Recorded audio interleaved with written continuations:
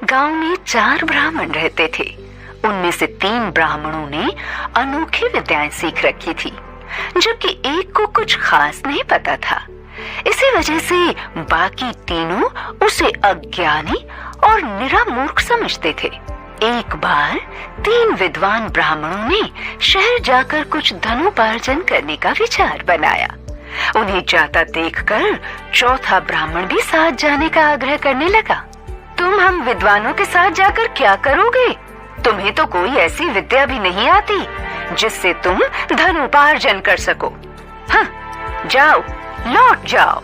तीनों ने उसे लगभग डांटते हुए कहा, मैं तुम लोगों के काम कर दिया करूंगा, कृपया मुझे ले चलो। चौथा ब्राह्मण आग्रह करते हुए बोला। काम कराने की लालच में सभी उसकी बात मान गए और वो भी साथ साथ चल पड़ा। शहर जाते वक्त रास्ते में एक घना जंगल पड़ा। चलते चलते उन्हें एक जगह ढेर सारी हड्डियां बिखरी दिखाई पड़ती हैं। सभी वहीं रुक जाते हैं और इस बात को लेकर विवाद हो जाता है कि यह हड्डियां किस जानवर की हैं। तभी एक ब्राह्मण बोलता है, चलो बेकार की बहस बंद करो, मैं अभी अपनी तंत्र विद्या से इन हड्डियों को जोड़ देता हूँ। और देखते देखते एक शेर का कंकाल तैयार हो जाता है। यह देख दूसरा ब्राह्मण अपनी विद्या का प्रदर्शन कर सबको प्रभावित करना चाहता है और उस कंकाल में मांस व चमड़ी लगा देता है। अब भला तीसरा ब्राह्मण कहाँ पीछे रहने वाला था। वह हंसते हुए बोला, तुम सब ये क्या बचकानी हरकतें कर रहे हो? मैं दिखाता हूँ असली विद्या। मैं इस शेर में अभी प्राण फूंक इसे जीवित कर देता हूँ। और ऐसा कहकर वह मंत्रोच्चारण करने लगता है। ठहरो, ठहरो! चौथा ब्राह्मण जोर से चीखता है, तुम ये क्या कर रहे हो? अगर ये शेर जीवित हो गया तो...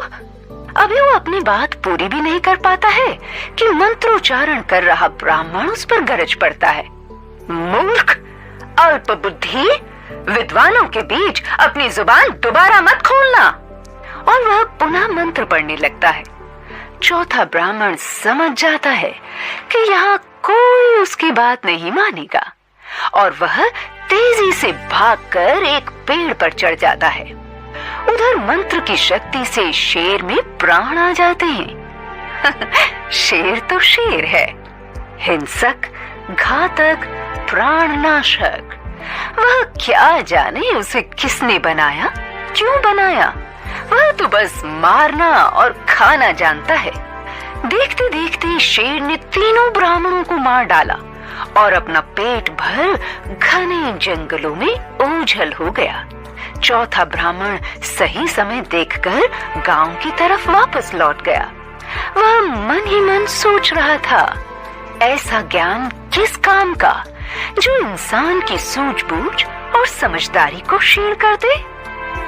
दोस्तों, कभी भी अपनी पढ़ाई लिखाई का घमंड नहीं करना चाहिए और अपने आगे दूसरों को मूर्ख नहीं समझना चाहिए।